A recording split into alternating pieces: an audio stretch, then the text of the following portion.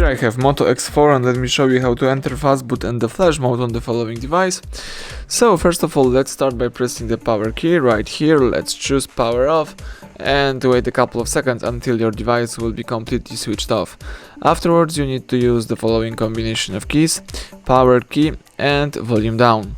So let's hold down together these two keys for a couple of seconds, power key and volume down. Keep holding both keys until the Fastboot and the Flash mode pops up. So as you can see, this is the Fastboot and Flash mode. Here you can also call it the Bootloader Mode, because you can navigate here by using both volume keys, and here you can, for example, enter the recovery mode, or for example choose the factory mode.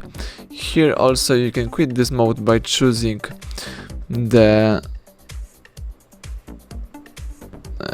start or the power off. In my case, let me select start, so let's choose start and press power key to confirm it. So now the device is booting into the normal mode. Let's wait a couple of seconds.